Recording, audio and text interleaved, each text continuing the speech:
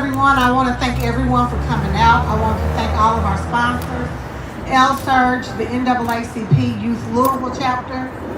We are all here rallying for the remembrance of George Floyd and his life, because his life meant something and it was taken too soon.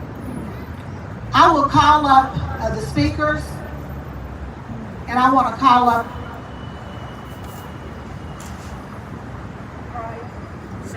Lyndon Pryor with the Louisville Urban League.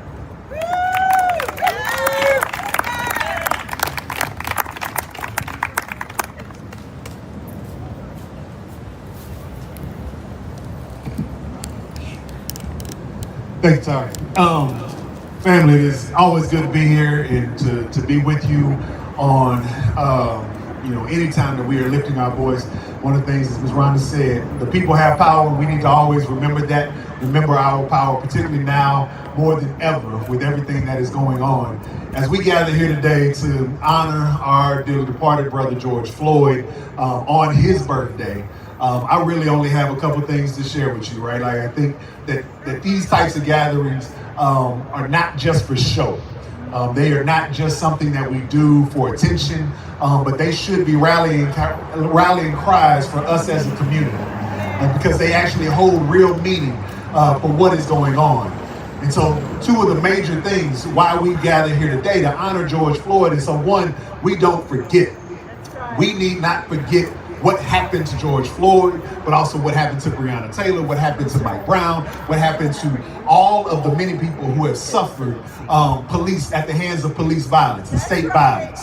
And so it is time for us to actually remember and remind people that we have not forgotten their names, we have not forgotten what has happened to them, and more importantly, we have not forgotten what needs to happen in order to transform our city and our society. And so what that means is we are still here demanding that a consent decree be fully enacted and fully enabled.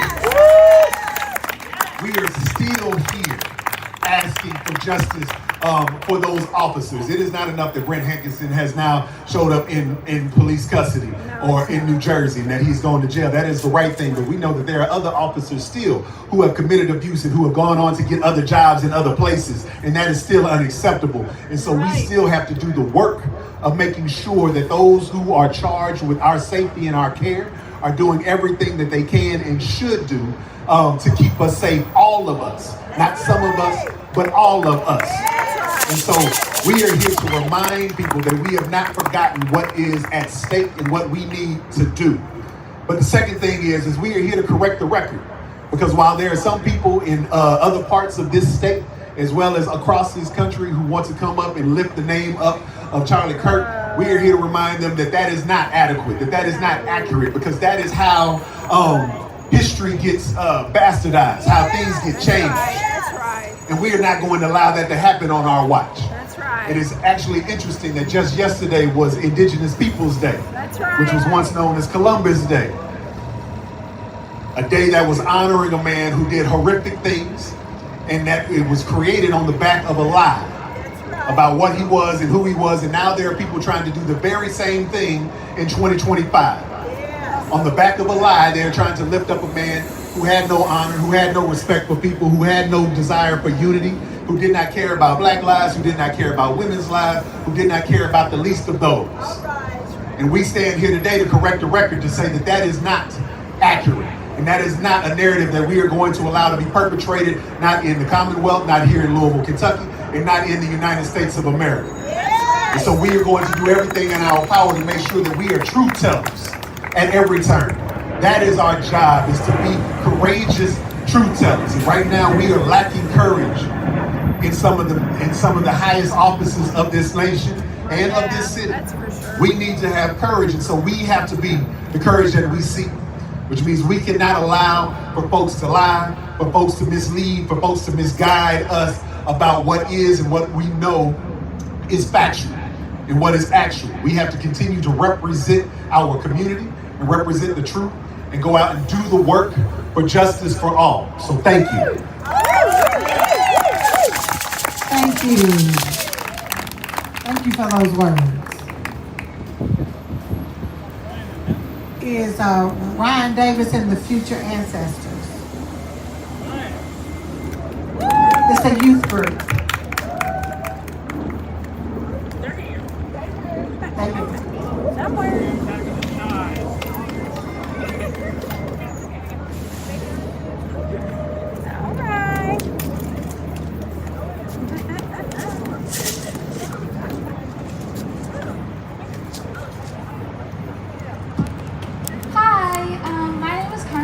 I'm a student at the University of Louisville.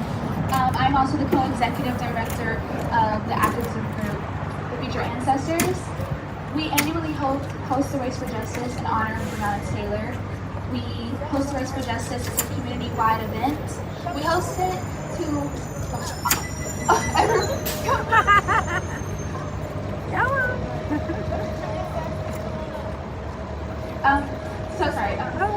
We not only want to honor the life of Breonna Taylor and represent and advocate for the injustices of the Black community, we want to advocate and liberate all the injustices in every community because no one is free until we all are. That's right! And Black Lives Matter, Justice for Breonna Taylor, and George Floyd, and thank you so much.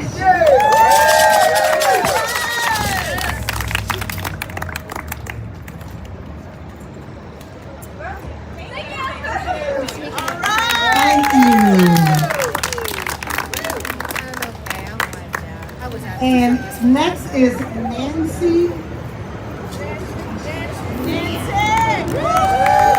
Cavalcante.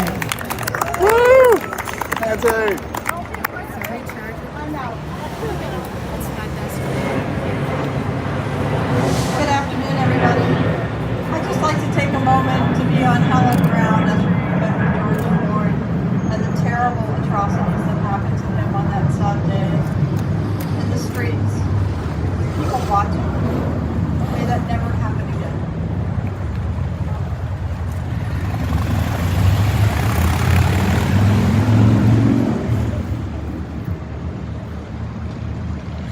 Peace to him, his family, and those who experienced that terrible experience that day. I'm here, I wear many hats. Somebody told me yesterday I'm a connector. I love to be a connector. I love to get people hooked up to each other and working together, but I'm here as a member of L-Surge today, former member of 490 who's on hiatus. I'm also representing the People's Consent Decree Coalition. Woo-hoo! And the reason that we're here today is to talk about our Inspector General. In 2021, we were in a desperate place here in the city, and we finally got recognition that there was a problem in the city, that there were atrocities happening at the hands of the police, and that we needed help. So the Civilian Review and Accountability Board was formed, and so was the Office of Inspector General. And Ed Harness was hired at the end of that year, 2021, to be our Inspector General. And he came, and he set up the office, and he got organized, and he worked through lots of dynamics in the city, as we know happens when we work with LMPD and administration. But he stayed true. And I'm here to tell you today that he has completed every task he was asked to do in the office. And now his term is ending on the 28th of November. And we are filling out a petition, and we're making phone calls to the mayor and to the council members to ask them to please reappoint Ed Harness to this position. We, the community, need him.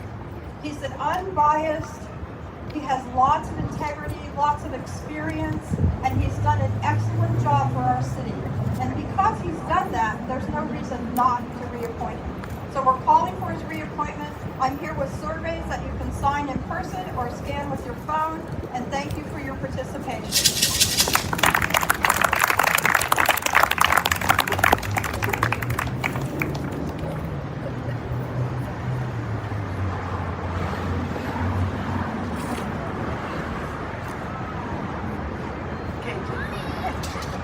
So our next speaker is Kay Tillo.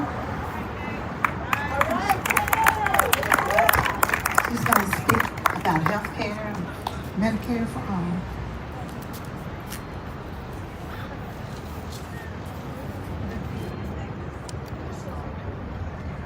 Thank you so much. I'm really honored to be asked to be with you today, and I appreciate the organizations that put this together, but who rose up when George Floyd was killed to demand that injustice not continue. And it's a time I remember well because it was in 2020 when the horror of that murder happened, and it was just at the time when our country and indeed the world was facing COVID-19 and the plague that would take so many lives. And those who did the demonstrations for George Floyd risked their lives in coming out during that terrible time. And we now know that the country lost over 1 million people in that COVID-19, and it's a far greater number than in other countries. And that happened that we lost 300,000 people that did not need to die, who would not have died had we had a healthcare system that took care of everyone. So we stand together demanding an end to the inhumanity of murder under the cover of law enforcement, and we stand together demanding an end to a healthcare system that allows thousands and thousands of people to die unjustly. You know, in this country, African American women die in childbirth at a rate several times the number of white women who die. It is an injustice and inhumanity. And white women die in childbirth at double the rate that women die in other industrialized countries. Wow. We have a healthcare system that isn't working, that is unjust and unfair, and we stand together in solidarity to say we're going to end injustice in terms of things like what happened with George Floyd. We're going to stop the murders. We're going to have a better system that respects our humanity, and we're going to have health care for everyone under a national single payer, improved Medicare for all, no profit in health care for the people. Thank you so much, Ms. Kay. And our next speaker is the Reverend Timothy Finley with Elder Service.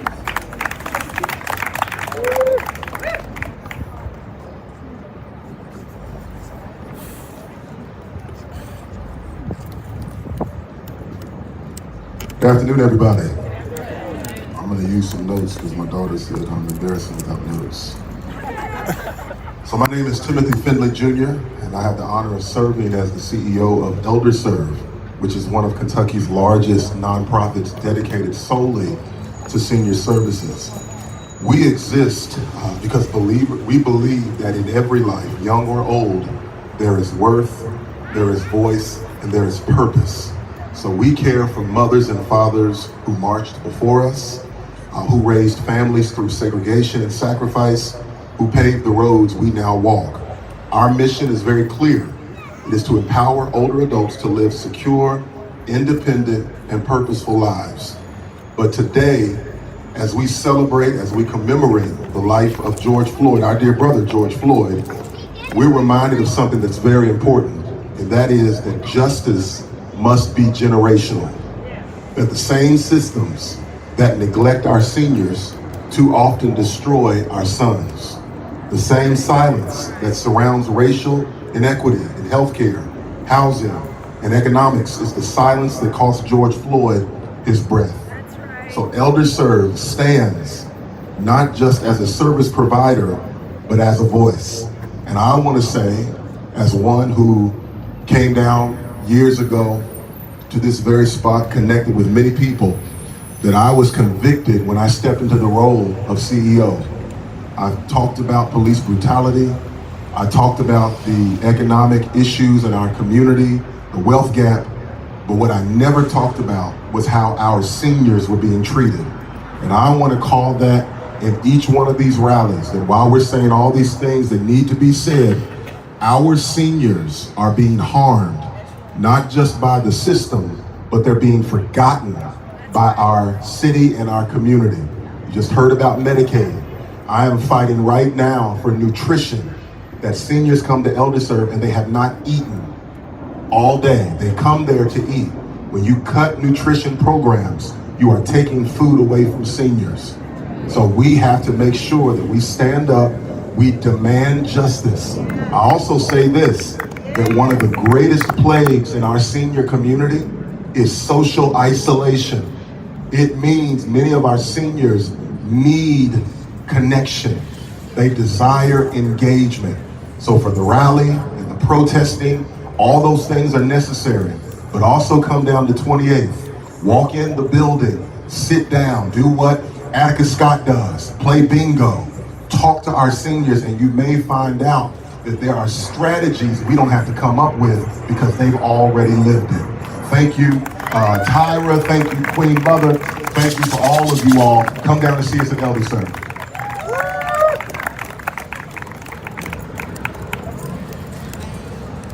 Thank you. And our next speaker is Reverend Joe Phelps. We wanted him to pray before we started. I'm sorry. You still pray. Yeah.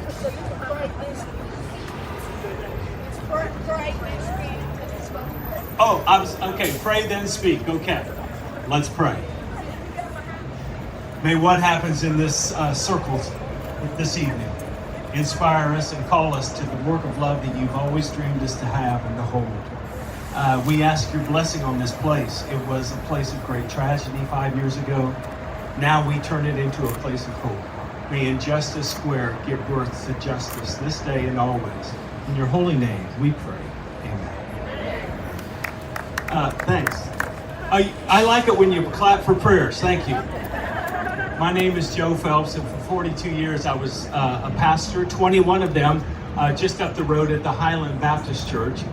Today I hang my hat at the Earth and Spirit Center with a group called Listen, Learn, Act. We listen to Black leaders, we learn from them, and then as white allies, we discern what's ours to do in acting in this city, in this time and place. When I was pastor at Highland Baptist Church, we had an event that happened on Friday nights at the church. It was a Narcotics Anonymous meeting that would happen in Fellowship Hall. Every Friday night, 52 weeks a year, for over 50 years, people have gathered in that place and talked about their dependency, about where they've fallen down, how they hope to get up. We were very proud of that work that we did. We provided a space for them. But then one day we realized there was another addiction group that we needed to pay attention to that we completely ignored, and that was ourselves. We were addicted to being white, and we had to overcome, we are in the process of overcoming all of the implications of being oriented toward whiteness. I say that today because I've had many teachers. Kevin Cosby was the first person who asked me, how often do you think about being white? And the answer was, well, never. Right, that's right. To which he responded, I think about being black every day. Come on. That was a moment of awakening for me. I've had many of them. Lyndon Pryor, who spoke previous, is one of my teachers. Sadiqa Reynolds is one of my teachers. Attica Scott's been one of my teachers. Dennis Lyons is one of my teachers.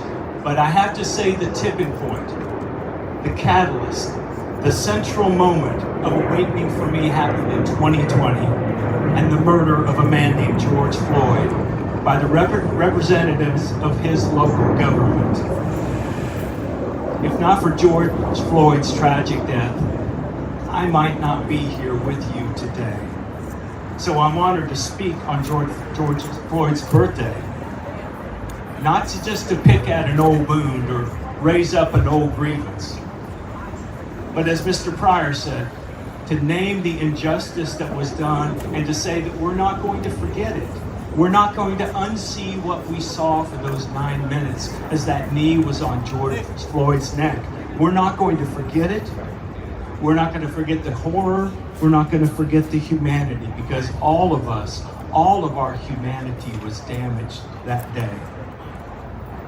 But there's one other thing that I hope we can do at a gathering like this to celebrate George Floyd's birthday, and that is to celebrate that there is a mystery in life that somehow brings good out of bad, that somehow brings light out of darkness, that somehow brings hope out of despair.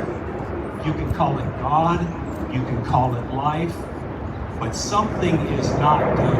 And I'm here today to celebrate. Just as Joseph said to his brothers when they sold him into slavery, and later he came to power, he said, you intended this for bad, but God intended this for good. God can use bad things and bring good things out of it. We wouldn't be here today. We wouldn't be as united as we are. We wouldn't be doing this work as intensely as we are right now, except for the life of George Floyd. So, on his birthday, I remember what happened with my children over at Coleridge Taylor Elementary. They were in a Montessori class with Miss Musser, and on their birthdays, that was their special day, and the children would gather, they would sit on their mats in a circle with their legs crossed, and the person whose birthday it was would be in the middle. And Miss Musser would light a candle. It's a very serious moment because this is your day, the day that you were born. And she would read a story from them, a children's story that was entitled, On the Day That You Were Born. And she would talk about how the sun and the stars started whispering and how the birds started talking to each other on the day that you were born, till it got to that climactic moment and all the children would say it in unison. We're so glad you're here. We're so glad you're here. I think of George Floyd as a fourth grade boy sitting in that circle. I hope he had a teacher like Miss Musser, and I hope they read a book like that so that he heard those words, we're so glad you're here. Because Mr. Floyd, we're really sorry. We're so grieved by what happened. But your life has made a difference. So we're so glad you were here.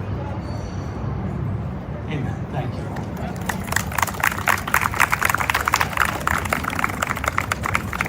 Thank you. And our next speaker is Erin Morris. She is the youth president of the NAACP.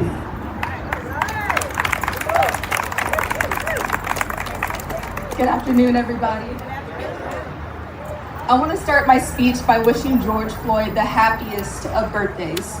One that should have been celebrated with friends and family. One that should have been celebrated with his daughter. But one that was wrongfully stolen from him.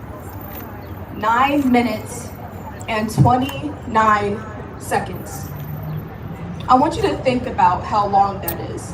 9 minutes and 29 seconds. Now, I'm not given 9 minutes and 29 seconds to speak to you today, but with the time that I do have, I want to command you all to act. Because we have more than 9 minutes and 29 seconds. Each and every one of us has the ability to make change, to lift that knee off of our necks. And I want to remind you that the youth has not forgotten Mr. Floyd, has not forgotten the fight. And I want to remind you that we are willing to act to honor George Floyd too. Our institutions are only as strong as our involvement. So to honor George Floyd, I call you all to act for him and for all. Thank you. Thank you so much. That was beautiful. All the speeches were beautiful. The next speaker is Sharita Marie. She is with Kentucky Harm Reduction.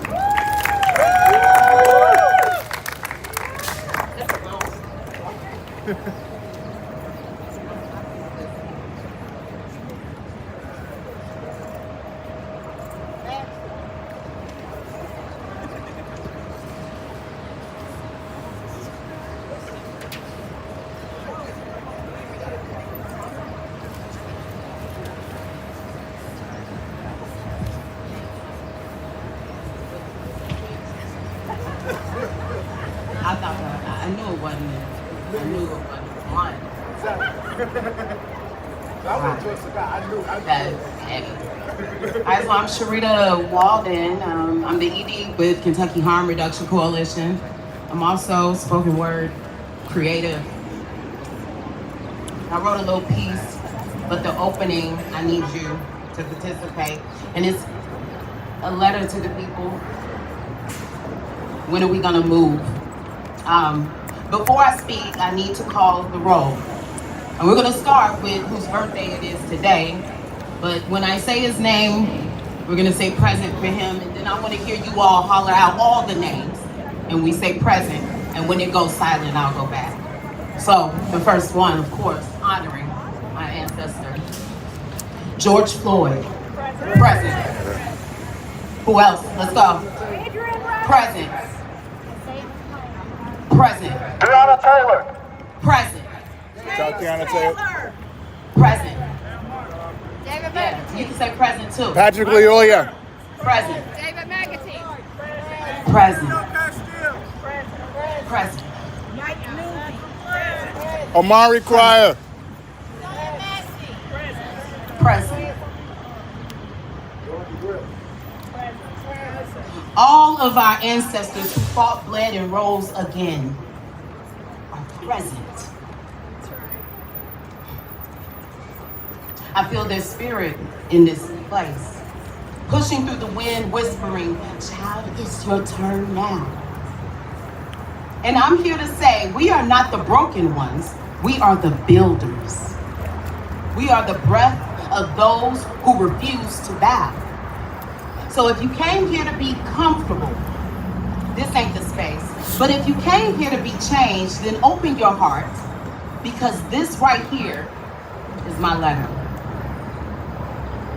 I'm angry.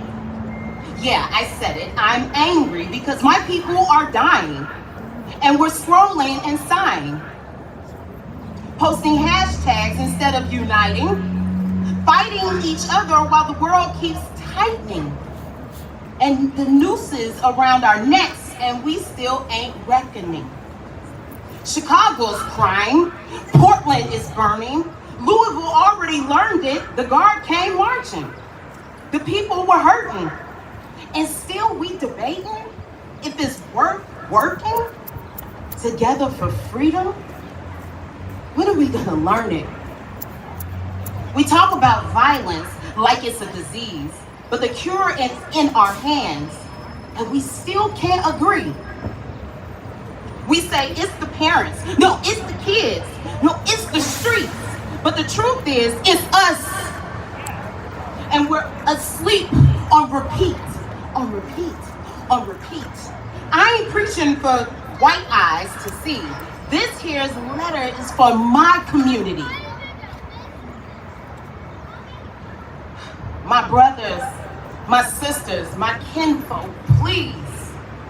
We gotta stop dying in our own dreams. Stop promoting poison on our screens. Stop calling trauma entertainment scenes. Real Housewives. Our kids can't heal from what we meme, and still we expect them to believe. We got grown folks broken, scrolling through pain, posting scriptures, but not changing a thing. Then we clutch our pearls when bullets sing. But if the streets are raising our babies, who we gonna blame when they learn the same thing? To black politicians,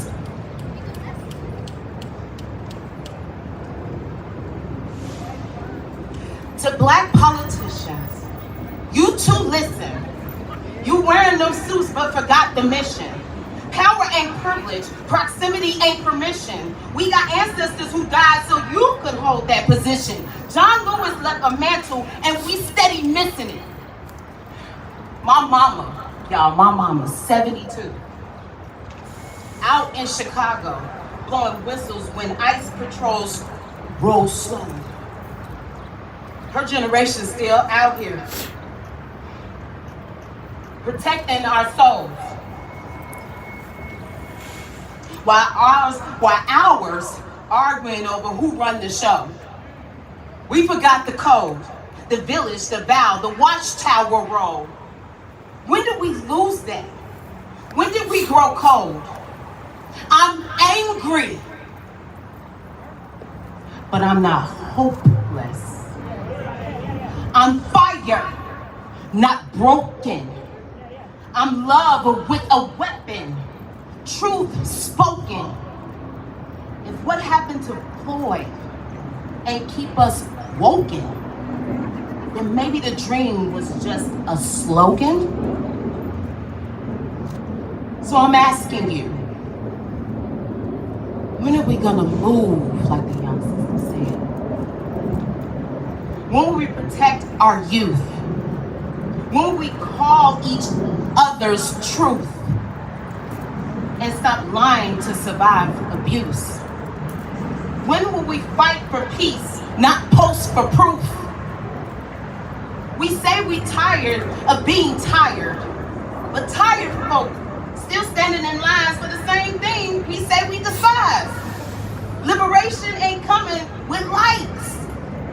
It comes when we decide to look each other in the eye and finally say, I got you, now rise. Thank you.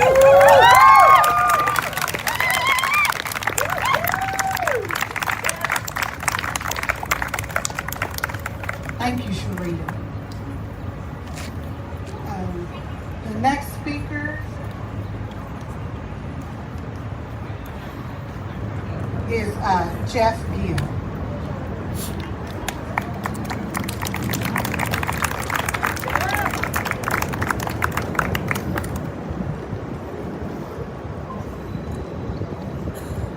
Wow.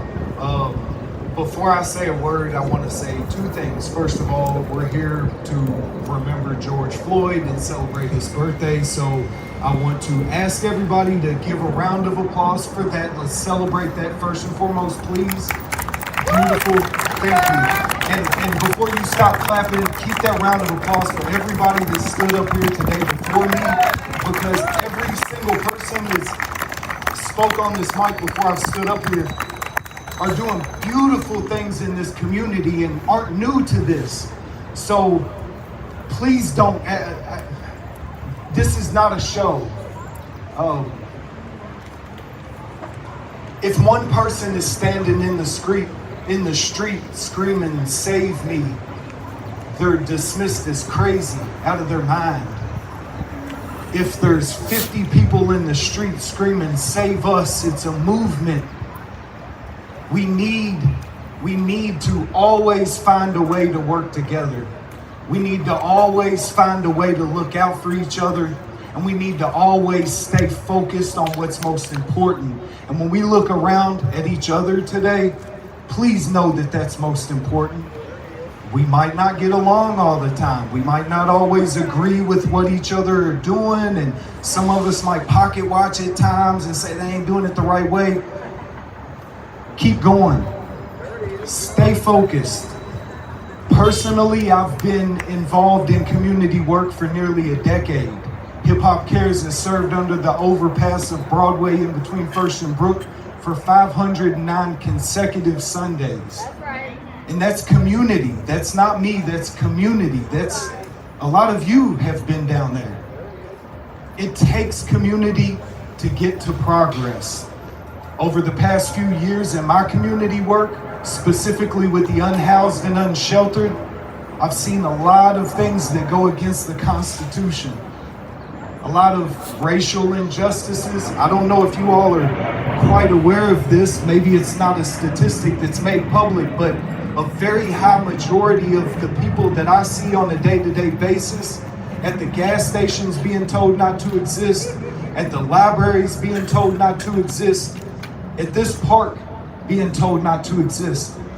A majority of those people are black men. Several years ago, we got a bunch of new spaces that opened up, and the mayor will be quick to jump on the news and say we've got new housing, but who's it available for? Because it wasn't like this 5 years ago. The disparities weren't so large. And the most important thing that any of us can do, not just today, but tomorrow and every single day after, is Don't be quiet and keep going. Silence is complicity. Stay involved. And if you're not involved in something, get involved in something. If you're involved in something and have the capacity, get involved more. We need it. The community needs it. And yeah, I love y'all. Before we all go, I want to say I love you all. If you're going through it, keep your head up. You've made it through 100% of your worst days, so your averages are awesome. I love y'all. Thank you for allowing me.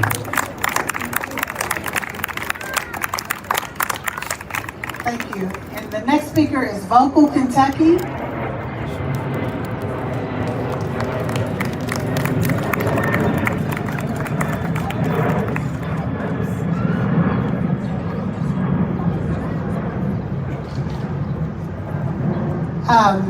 I'm going to call up Jim, who is with Park Hill Reland Group.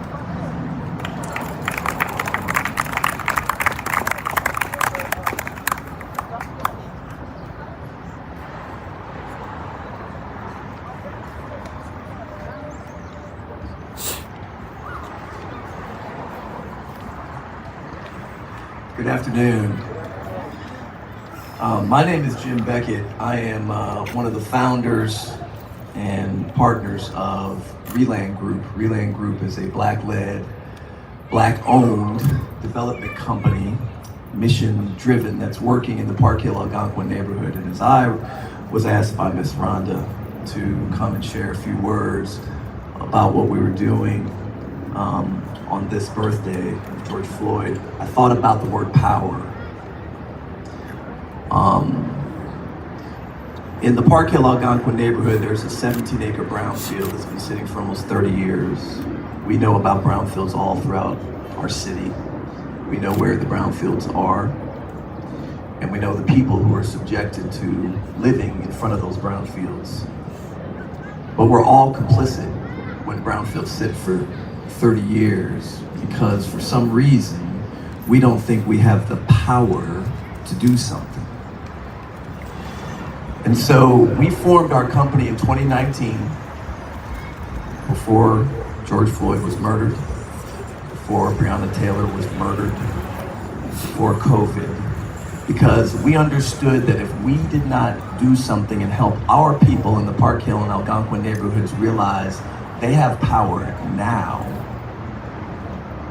that nothing will happen in that neighborhood. Nobody is coming to save them. Nobody's coming to save us.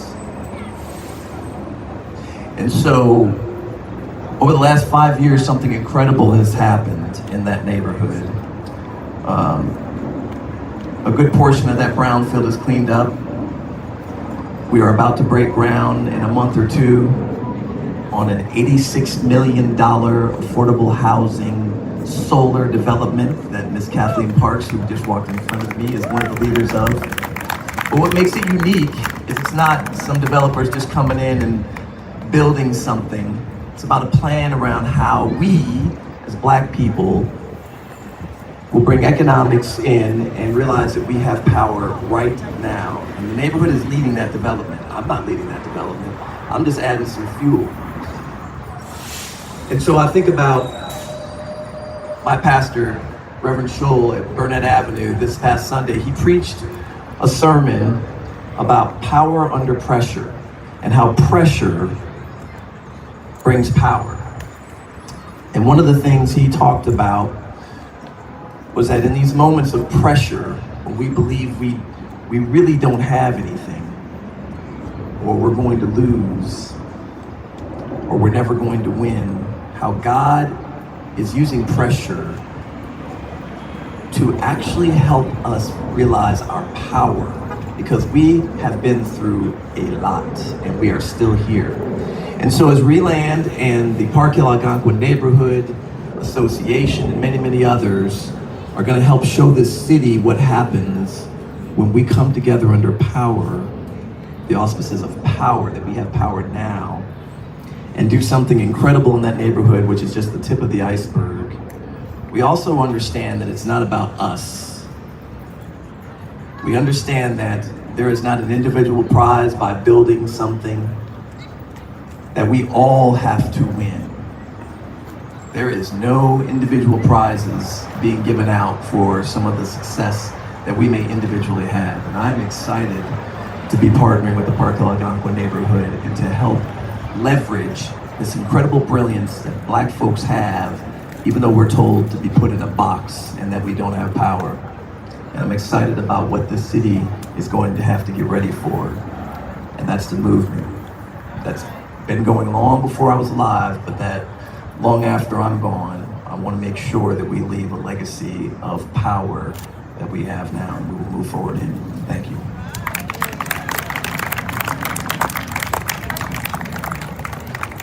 Thank you so much. So,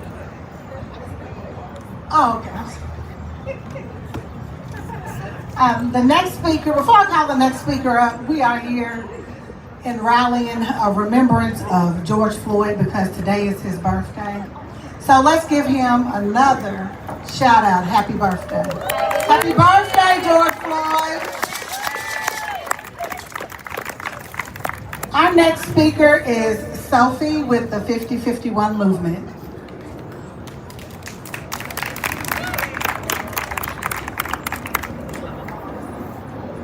Hello everyone. I lost my voice last week, so sorry if you can't quite understand. I want to start by saying thank you so much to Ms. Rhonda for inviting us out here today, and I feel so honored to be standing here amongst everyone here, all of the activists, all of the organizers, all of the community members here to remember and honor George Floyd. Now, as I was introduced, I'm one of the organizers for 5051 Kentucky, and so we have No King's Day coming up on Saturday. So something that to me is really special about those days is that it's all about solidarity. So on a national level, we see people from the smallest towns to the biggest cities all protesting on the same day together against the same thing. And although these protests are in response to Trump and the current administration, our goal really is to pressure and change the system as a whole because it has not been built for everyone and it has not been working well before the current administration. On a more local level, something that I think is so powerful about those days is really just connecting people together. We have people from all walks of life, all different parts of this city coming out and speaking to each other and learning from each other and getting connected with the different organizations who come out, hearing from the different incredible speakers that we have come out, and it's a really beautiful time. So, as Ms. Rhonda said at the start, it really is about the people. You know, we have the power, and the more that we can come together, the more that we can speak together and learn from each other, the more that we can build that power together and really create the type of world that we want to see. So thank you all so much for being here today as well.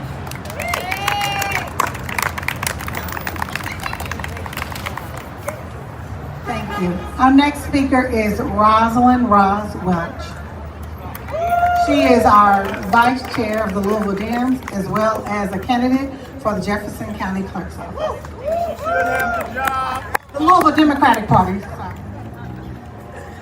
Good evening, everyone. This is a great day. In my family, October 14th is my baby brother's birthday.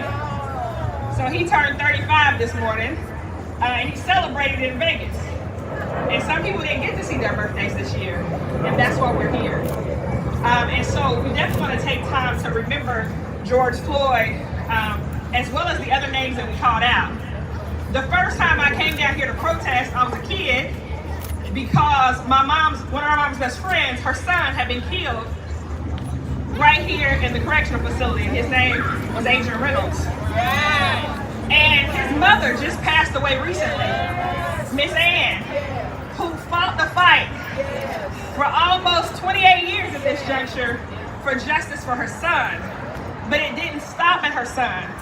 It included your son, and her son, and her daughter, and his daughter, and they, and them, and for every single human being. Their lives matter, and they should be here. And so we call out injustice, and Sharia called out our elected officials, and I'm gonna say the same thing. When someone elects you to a position, you have a responsibility to not only hear the people, but to listen and to do the work. And it behooves us to make sure that we have people in elected positions who are doing the work. And there are some that are here today that are out here doing the work. I saw Joshua a little earlier, Joshua Watkins, who's working on a housing task force in Frankfurt, because we know there's issues with that.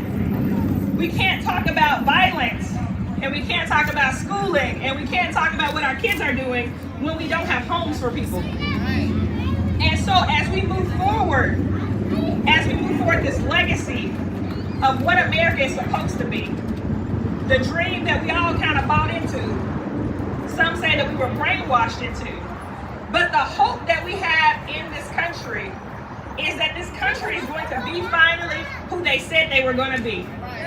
And we have yet to live up to that distinction for all Americans, and surely not all residents. Because we see what's happening in Chicago, and we see what's happening in Portland, and we see what happened here in this city, in a city that 20 years prior, we marched down these streets for Adrian, and then we marched down these streets for Breonna. Yes. And so we're gonna continue to show up. And I like to say that my vote is my protest. And so when you show up in May at a primary election, or you show up in November at a general election, remember that your vote is your protest. You pick who gets to be there. And if you fail to show up, it's just like failing to show up here. Come on. Please don't get on Facebook or TikTok complaining about what's happening down there, and I don't see you at a ballot box. Because time is now for us to put our money where our mouth is. And that means that we have to put people in positions that are aligned with what we align with, who look at people and see people for who they are and for their potential and not their circumstances. Because America was a circumstance. I don't know if y'all know that. All right, we had some problems in the beginning. But the reality of it is we continue to work those things out. So for me to you, I say thank you for celebrating this day as we get home, and I gotta head home to sing happy birthday to my baby brother. But the reality of it is that the work doesn't stop with today. And the work doesn't stop just on October 14th. The work happens every single day. So if you're interested in running for office, if there's something that you need to lobby about and you don't know how to do it, see me. I'm here. You can reach me at vicechair@louisvilledems.com, and let's talk about the ways that we can get your message to the people that make the decisions. Because the reality of it is, if we don't show up in May or November, they sure enough don't listen to us during the General Assembly. So please, show up then. Make sure you're registered to vote. Make sure you're ready to elect some new Metro Council people next year, or re-elect the ones that we have, because every single person has the power of their vote. And we're going to continue to show up as they continue to try to take our voices away and that vote away. So thank you so much for what you do. I'm running for Jefferson County Clerk.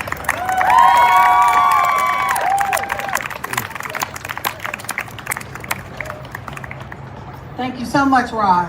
And with that being said, I did forget to let you all know that if you're 18 or gonna be 18 before next November, you can register to vote. And they can vote in the primary.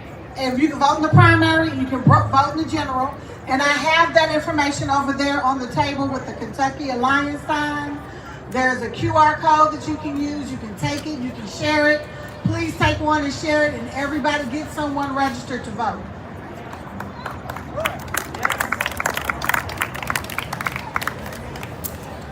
Okay, the next speaker is that we have is Chris Hartman with Fairness.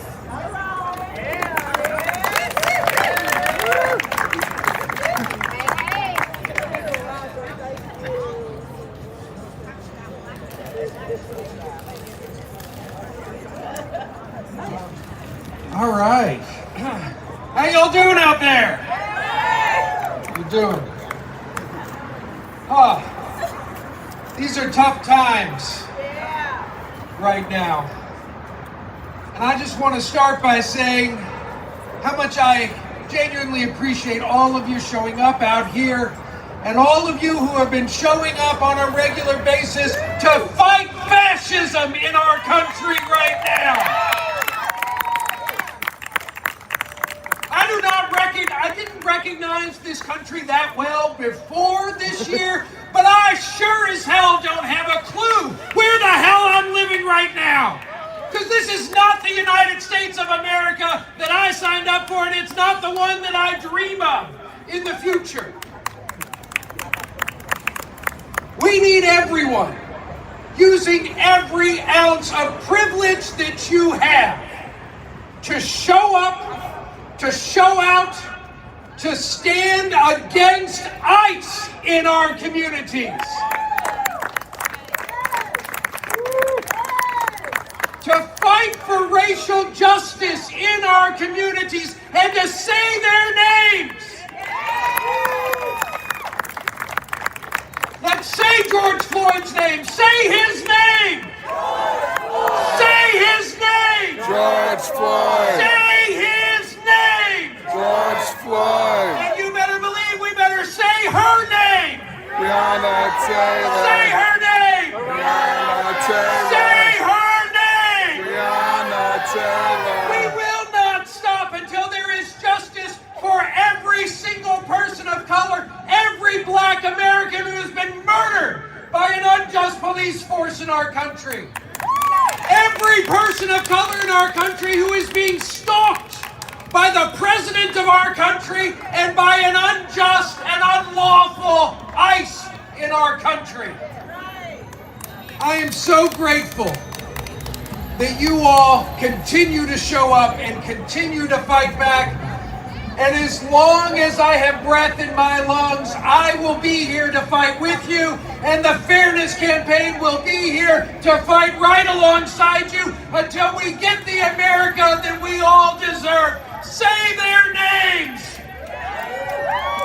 Say his name. George Floyd. Say his name. George Floyd.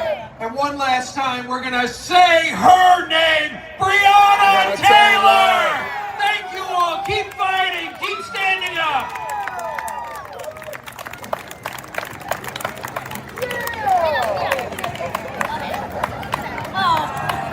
Thank you so much, Chris. I want to bring up Skylar with React. I hear Breonna Taylor playing.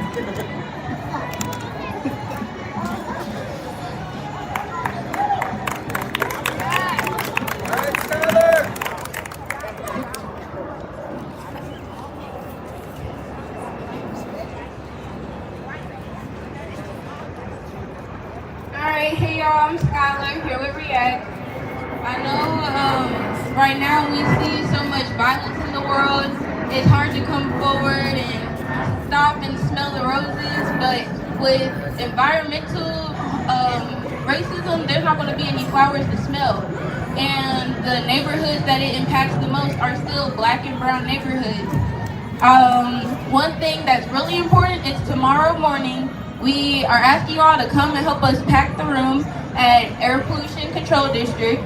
We have Anderson Wood, which is in Parkland, that is a known polluter for years. It's had explosions, fires, wood chips flying everywhere. So tomorrow morning at 10 a.m., 701 West Ormsby, we're asking y'all to come out with us. Another thing is Perry Elementary School was built on a brown field. So come back to our table. We have a handout for y'all telling you who to call, why you need to call them. It's kids at school breathing these chemicals in on their playground. Once again, it's in our neighborhoods, it's our school district. And then last, I'm asking y'all to download the Smell My City app. I see y'all on Bag Lady and on TikTok talking about how the West End smells and you blame it on the people instead of blaming it on the industries that dump these chemicals onto us. So, thank you all. Have a nice day. Thank you, Skylar. And we have Munjata.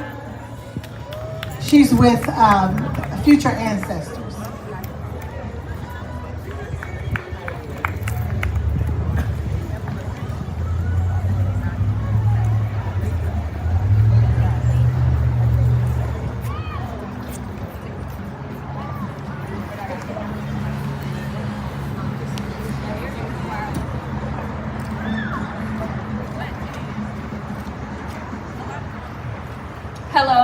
My name is Mamjada Busso, and I am a freshman at Grace James Academy of Excellence. And I am here today with future ancestors. It is my first year here working with them, and I have a strong passion for social justice, especially in our classrooms. And I wanted to speak about being a student today. This is a student-led organization that we use to speak to the youth and create a community for us and to create an impact. But today students are not able to have these type of opportunities. Our education is being taken away as kids are caught up in drugs and violence. Young Black children are being discriminated in classrooms as immigrant children are being ripped out of classrooms. It's truly disgusting how young children must live through this, such as I. All of these topics spoken about today impact this generation of students. We must help to educate students and to care for their mental health and protect them from things that our ancestors had to face. Our imagination and creativity is being taken away and put in exchange for regular workers. They don't want us to be educated, they want workers, and they don't want a community, they want us divided.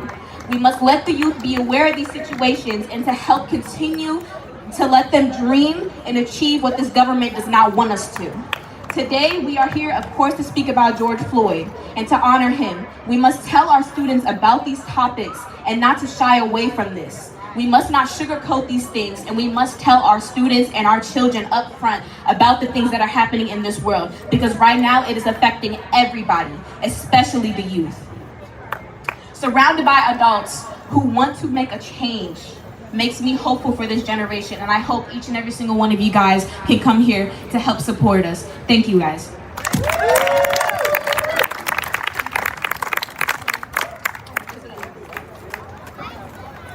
I got it.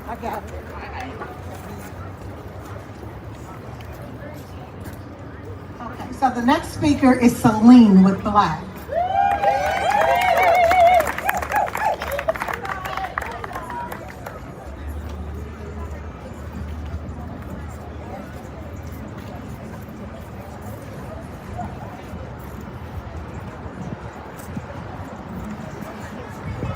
Hi everybody, my name is Celine Mutia Maria. My pronouns are she, her, and I'm a co-director at Black Leadership Action Coalition of Kentucky, or Black for short, as well as Black Action Fund.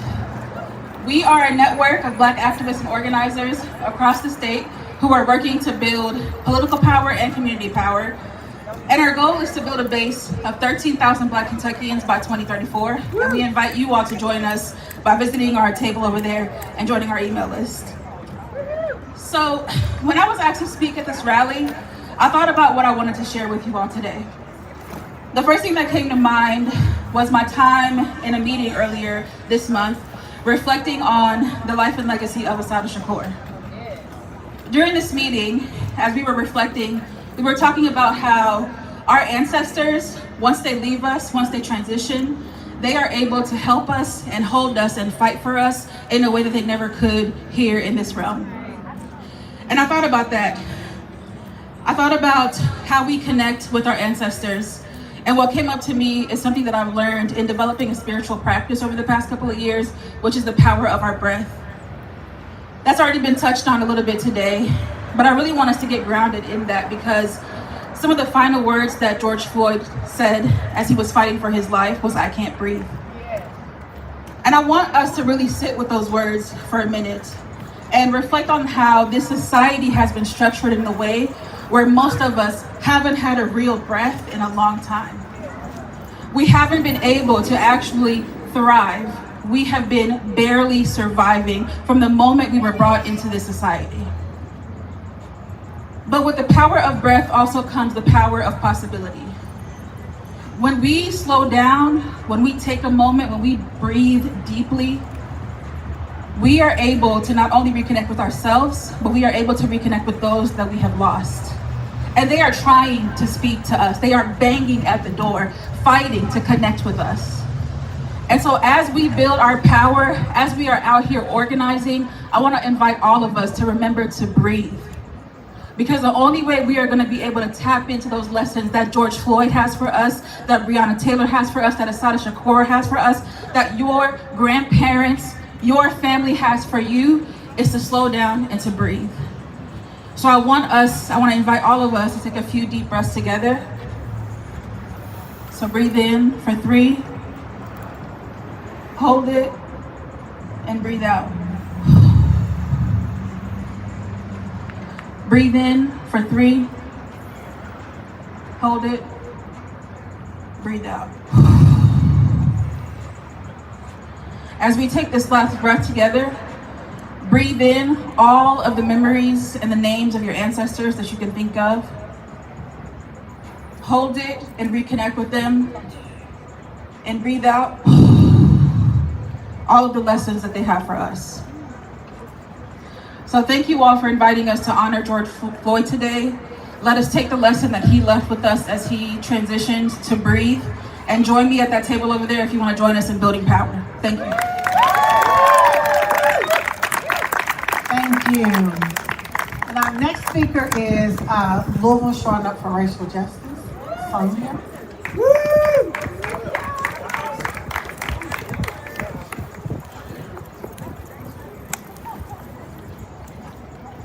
Hello, everybody. My name is Sonia. I'm with Louisville Showing Up for Racial Justice.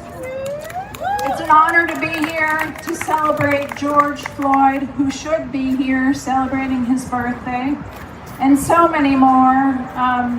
So beautiful to hear the name of Adrian Reynolds and Ann Reynolds called in this space.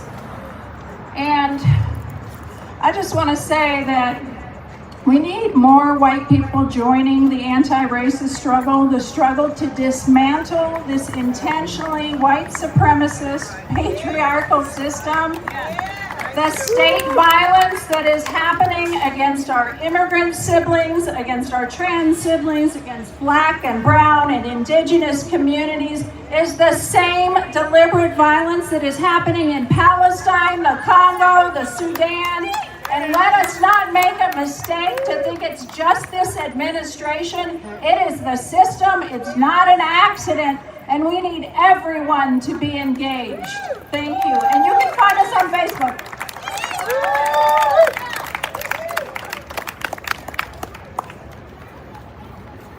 Thank you. And thank you always for supporting. You're always supporting us. The next speaker is Attica Scott. Former state representative Attica Scott.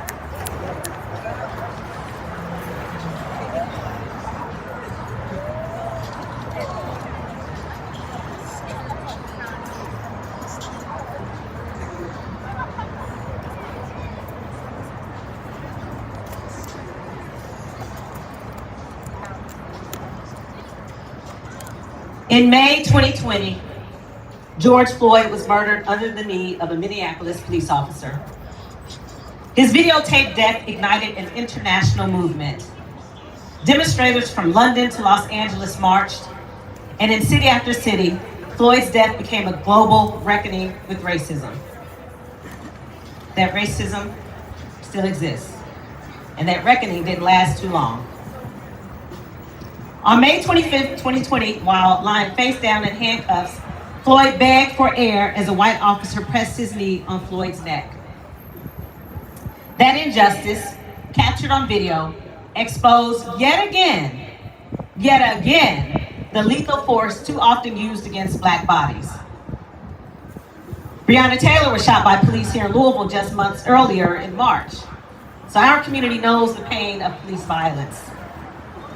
We remember Floyd's final words, not in sorrow alone, but as a call to demand accountability from those entrusted to protect and serve, and the systems that fund them. We will continue showing up because the struggle for equity, fairness, and justice is far from over. We know that the orange terror in Washington, D.C. and his administration is scheming to erase progress. They're undermining diversity programs, affirmative action, anti-discrimination laws, and even equal opportunity employment programs. We cannot stand by while the momentum of 2020 is reversed. My faith and our history call us to do justice and love mercy. We know that silence in the face of oppression is complicity. So we march and speak out. Some of us with faith-fueled determination, echoing prophets and leaders, from Amos's plea to let justice roll down like waters, to Dr. King's dream that taught us that loving our neighbor means fighting injustice with every breath. Today, amid a horrific political climate, we know that Black lives still matter. Some will try to quiet us, claiming we are politicizing grief. But we know that telling the truth about racial injustice is always right. In fact, the very proposals we face remind us why we must be louder. For example, Congress is debating measures that would gut civil rights enforcement and gut even more community programs. Chicago is fighting tyranny. DC is occupied.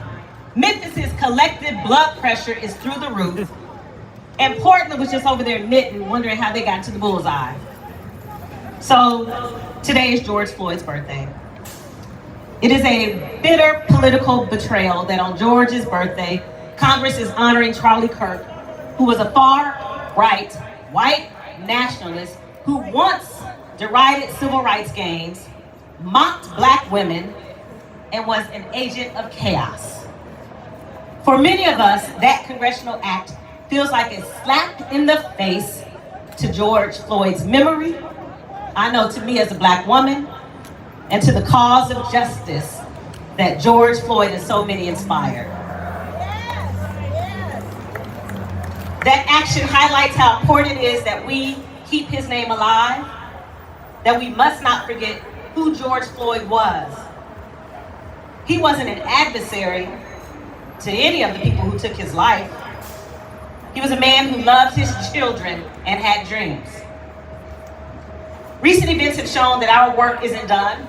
Just this summer in Kansas City, Charles Adair, a 50-year-old Black man, died in custody in a case chillingly like Floyd's.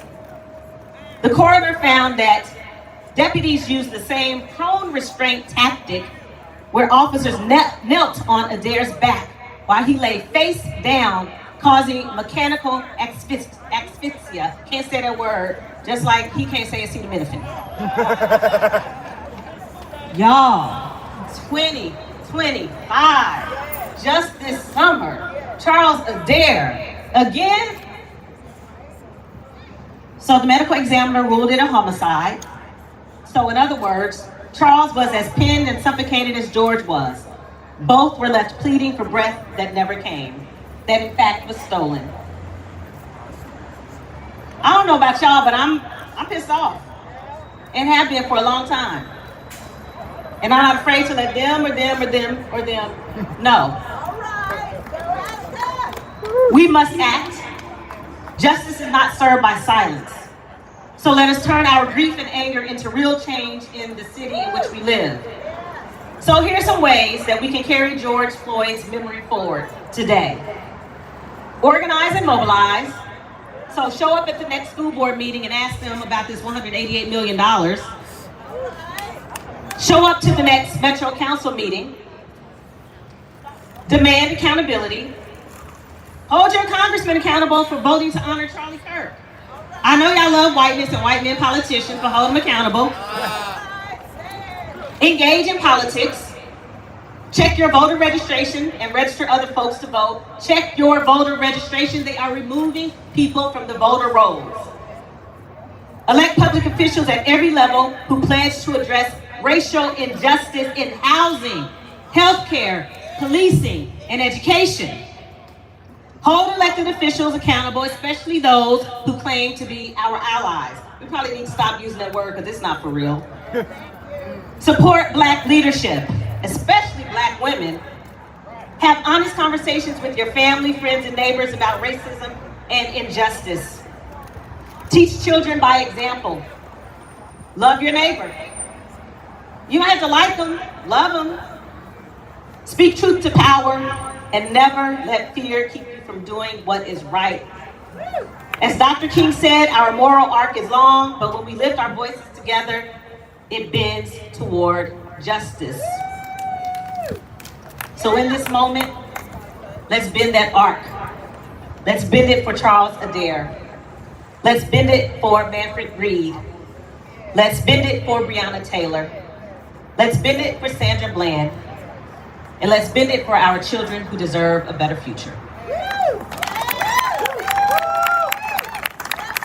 Thank you, Attica. What's the former state representative Attica Scott? The next speaker is Castle Herring. Woo! Woo!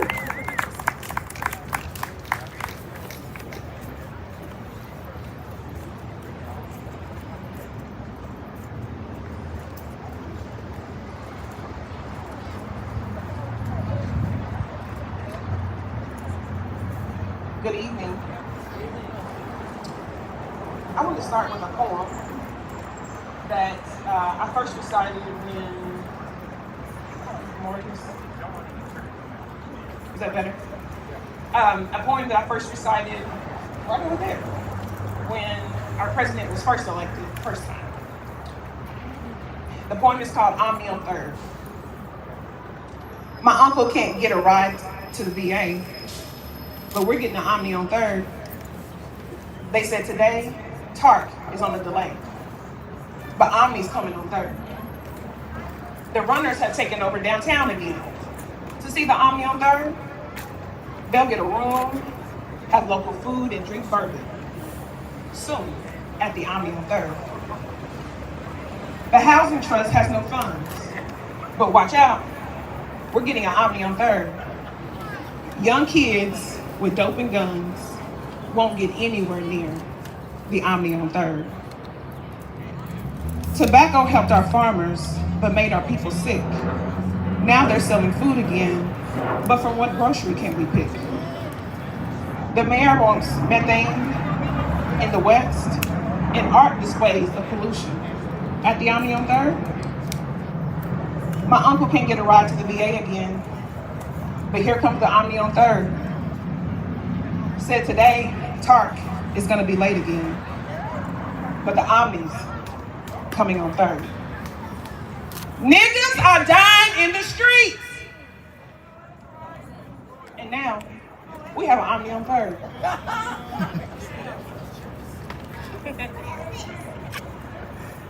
I shared this poem. It's a knockoff or inspired by Gil Scott Heron's Whitey on the Moon. And if you don't know that poem, if you've never read that poem, you should read it. He is critiquing space exploration in the midst of economic ruin in, I guess, the 70s, perhaps. And I wrote this poem some time ago in a similar vein to critique economic strategy here in the city. We live in a structure of economic oppression. Some people call it capitalism.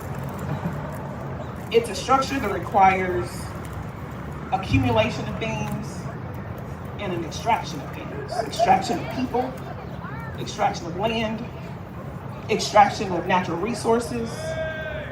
It requires the exploitation of reproduction and power over our bodies.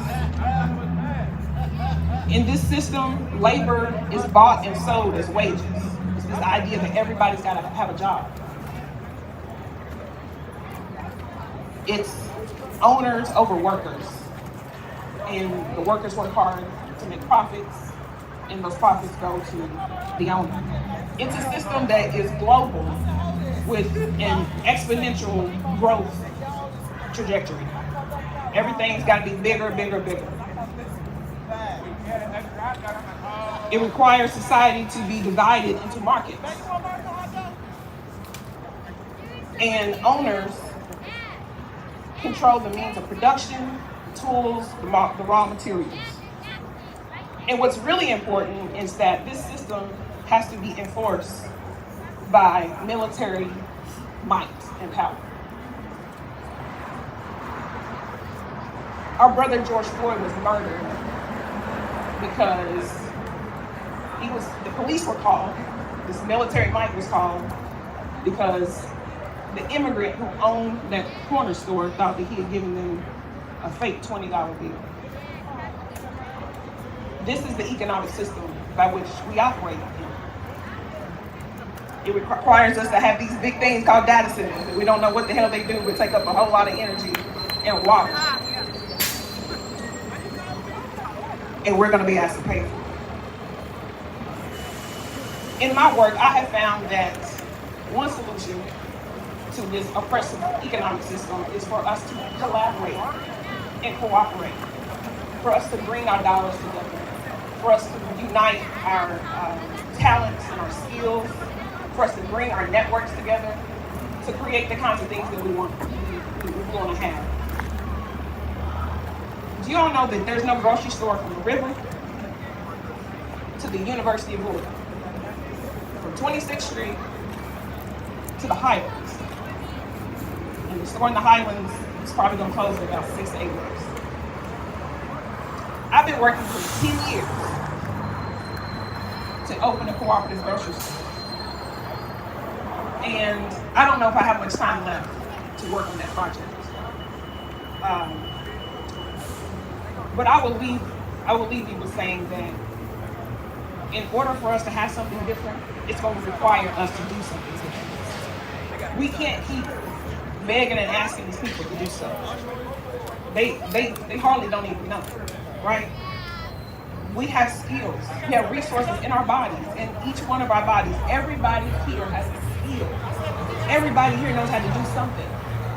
When we first started our co-op work, there was a woman who was in a wheelchair. She cared for her granddaughter. She would bring her granddaughter, who was about 5 or 6, to our meetings sometimes. She didn't drive, but she showed up monthly to our meetings. And her main job was to send out thank you notes.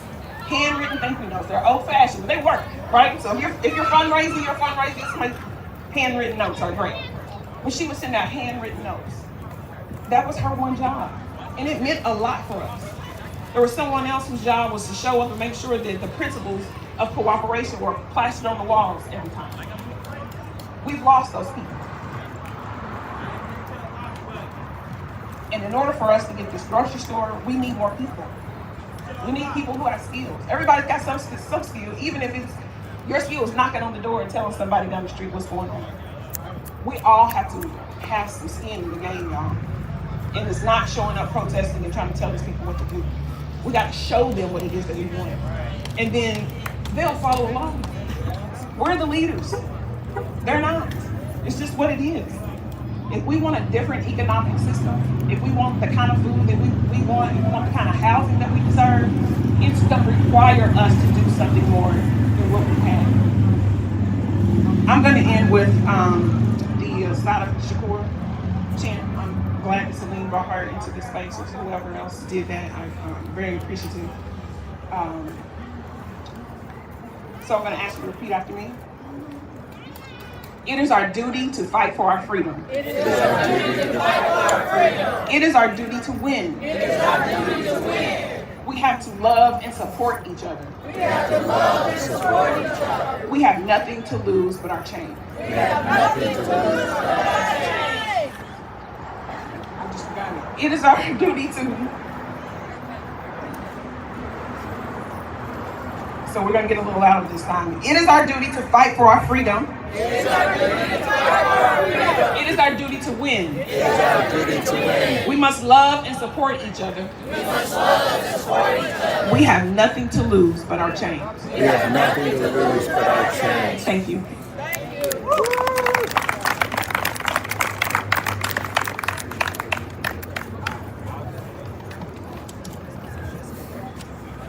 Thank you. And our next speaker is Kathleen Parks with the Louisville National Action Network.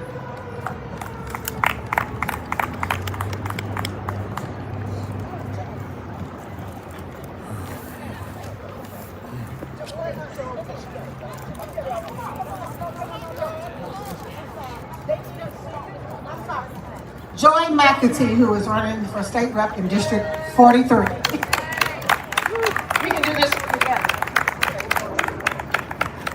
Greetings my brothers and sisters and siblings. It's so great to be here with y'all today, especially as we are gathered across the street from both Metro and City Hall.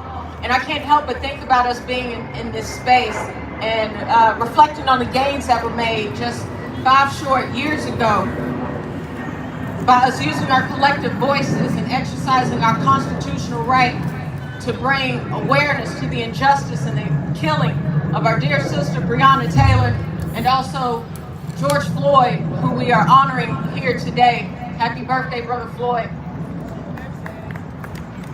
But we also have to remember that in those buildings that I just pointed out, that there are many folks inside who have capitulated and rolled back the gains that we worked so hard for through their policies and legislations, choosing loyalty to Trump and the power structure that currently exists in Frankfurt over what's in the best interest of our over their constituents here. And I want that to serve as a reminder, because often racism and fascism shows up in suits and sheep's clothing, cutting our programs, defunding our schools, justifying genocide, ripping immigrant families apart, putting data centers in our communities and telling us that it's investment in community development, disproportionately incarcerating Black people. And I hope that we stop allowing people to harm us, to come into our spaces. No more of allowing folks to come to the kickbacks, the barbecues, the ribbon cuttings. That's right. When they are actively harming our people. That's right. I'm running for state representative for District 43 because it's time for a new generation of leaders who not only have the courage and the stamina for the fight ahead, but also for leaders who refuse to bow and bend the knee. It's time for leaders who are strategic, unapologetic, unbought, and unwavering in our fight for a future where we all thrive. And that's the kind of leadership that I'm going to bring to Frankfurt. That's right. I'm running so that every worker has the opportunity to earn a living wage or higher. I'm running to make life more affordable and to end price gouging. Because right now it's way too hard for people to pay their rent, for their utility bills, to pay for groceries. And you shouldn't have higher car insurance just because of your zip code. I'm running to make life better. We deserve clean air and water. We deserve to have people in these positions that protect us at all points throughout the year, not just because they're running for a seat. I'm running to make government work for all of us, the people, and not for billionaires. Because our tax dollars should be reinvested in ways that truly reflect our priorities. It should go towards more housing, pre-K for all, fully funded public schools, and creating safe and thriving neighborhoods where we set the terms of engagement.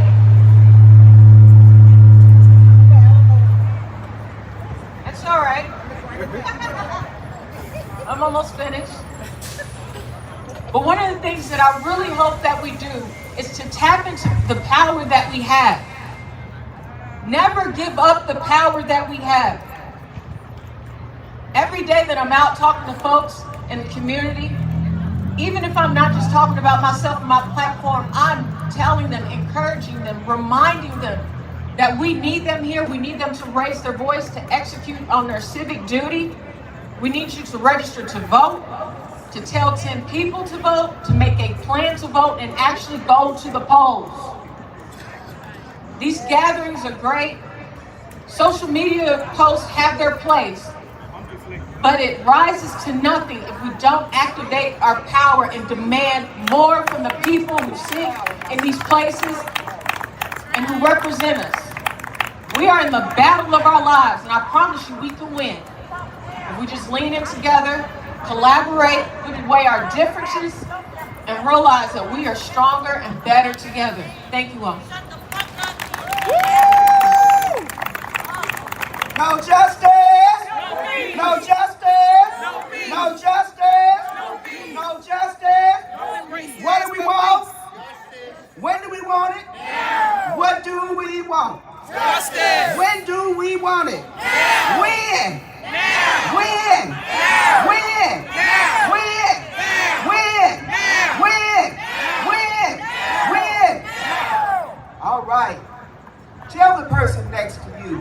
love thee. And mean it. Don't tell them you love them and then stab them in the back later on when you're on your way home. I won't stab you in the back of the head. Or get on the telephone and call somebody and say, I saw so-and-so at the rally. I can't stand that. Okay? We need more love between each other. You said somebody got quiet. Eddie, I'm so glad to see you. I'll be over there in a minute. My brother Eddie, activist of the year. He deserves it. You know what I mean? You know what? This is definitely a shout out occasion to our brother, George Floyd. He gave his life that we might live. Life is too short, brothers and sisters, to harbor any resentments between each other. We need to put our differences aside and put love in front of everything. I want to share with you a few facts. Some people said that I should not have on these buttons, that they're not me, especially the button that has the finger on Trump. Yes, it is me. It's the real me. I got these buttons while we were at the March on Wall Street in New York City with national action chapters all over the country. Maxwell was there. He marched with Reverend Al. He has interviewed Reverend Al. He's been with him up close and personal. I'm so proud of him. I want to say a few things and kind of give you a backdrop of where we are. Unfortunately, these are turbulent times revealed through the lens of an unpredictable economy, which has caused a financial crisis for many in our city in Commonwealth of Louisville, Kentucky.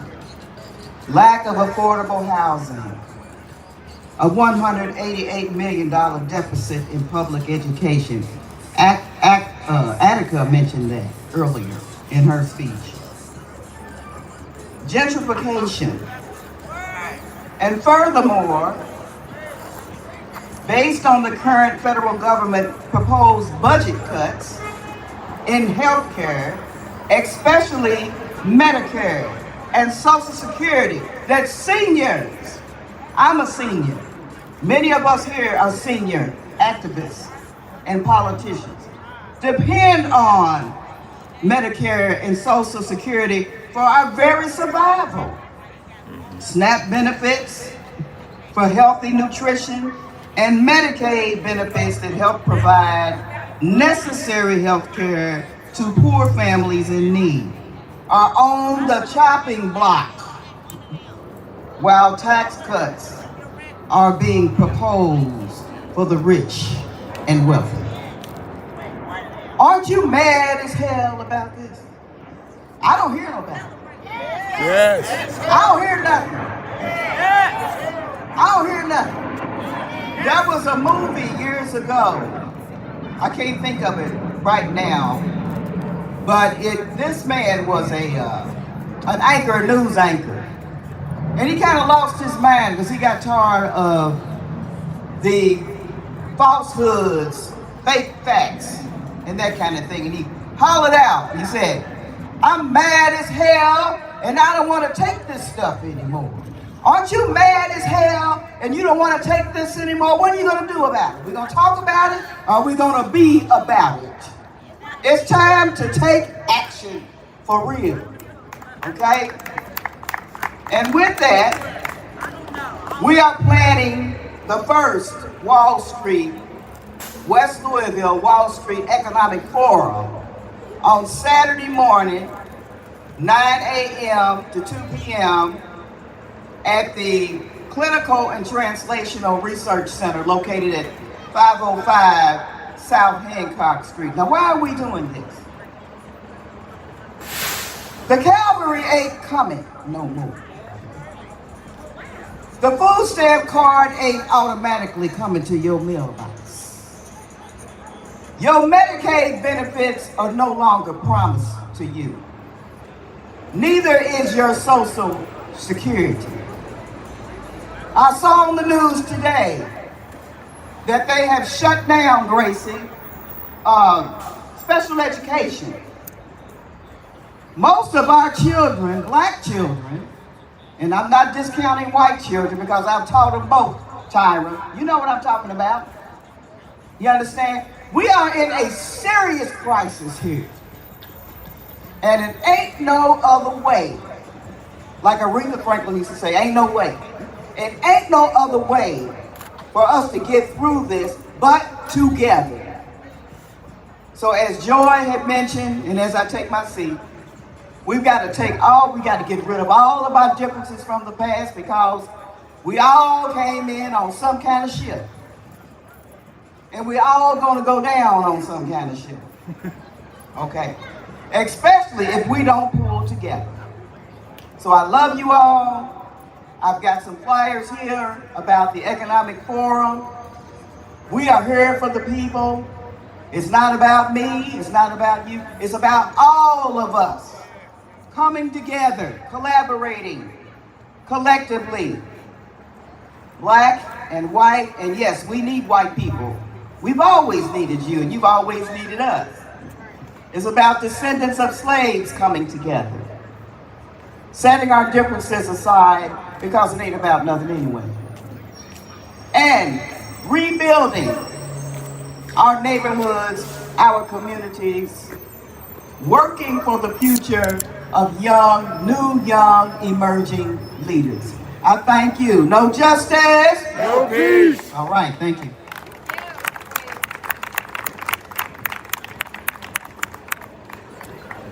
So our next speaker is going to be Rayvon Churchill.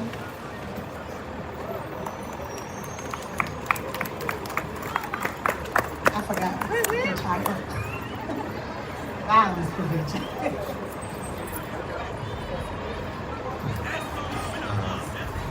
Hello, thank you for having me, Tower. I want to say thank you for giving me the chance and the opportunity to come speak. So I'll be speaking on behalf of the Office of Violence Prevention.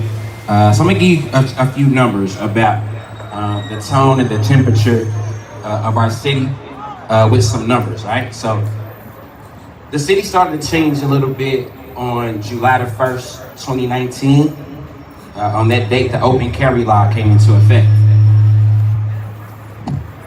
And since that day, there have been approximately 1,465 homicides in the city, and approximately 940 of those have been through gun violence.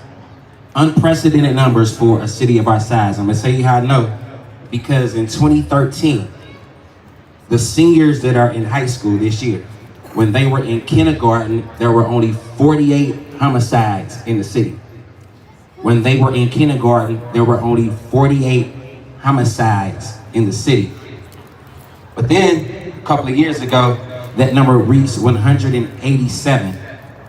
So by the time they were in school, their city's temperature changed from 48 degrees to 187 degrees while they were still in school.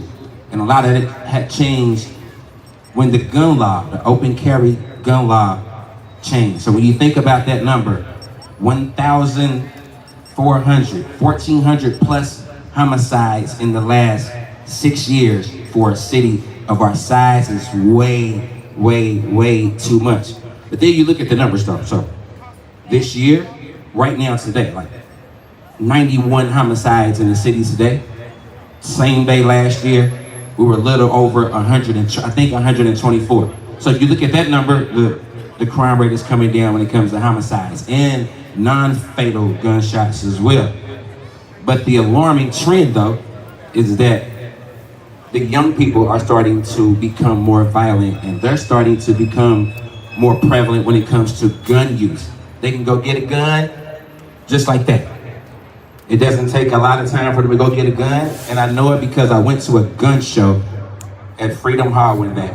And because of the Kentucky gun laws, you don't have to have a license, there's no waiting period, you don't have to have a registration. You could be 18 years old, go to the gun show, and buy whatever kind of ammunition or guns that are available. And I was told that 3 guns got stolen last year while they had the gun show. So then you want to have all the guns in the neighborhood, but then we have to talk to some people who maybe are not out here today. Maybe these people make bigger decisions in Frankfurt. But then I do know that there is a vote coming up with Metro Council, and it's called the Kids Safe Zone, I think is what it is. So I don't think that's the correct name, but it's a initiative. What is it? Kids over guns. Kids Safe Guns. What is it? Keep our kids safe. Keep Our Kids Safe initiative. That's exactly what it's called. And then so that initiative is an initiative that Metro Council and people from City Hall want to send to Frankfurt so that Louisville and Jefferson County can be excluded from those other 119 counties, because on July the 1st, 2019, the unintended consequence of the open carry gun law was that young brown and black people in Louisville would get killed at an alarming rate. And so, like I said, we go back. So this year's seniors, it was 48 degrees when they started school. And now it's 187 degrees. Maybe it go back down a little bit, but it looks like we are on pace for the 6th consecutive year to reach triple-digit homicides, and that is way too many for a city of our size. So if you feel like Jefferson County should have different gun laws than the other 119 counties in the state of Kentucky, then you need to make sure that 14 of our council people agree to the resolution so that we can send it to Frankfurt, and then hopefully they'll do the same thing. So I'm not gonna take up too much more of your time, but I do want you to remember the temperature for a senior this year. On their first day of school, it was 48 degrees. And then when it got to about the 9th grade, it reached 187 degrees. Right back now, it's feeling a little bit better. It's 90 degrees, but it still might get up to 100 degrees, and it's just way too hot. It's way too hot for a city of our size. My name is Rayvon Churchill. I represent the Office for Violence Prevention. Thank you, Tara. Thank you, Rayvon. We went to high school together. The next speaker is Sean Spencer with the Nia Center.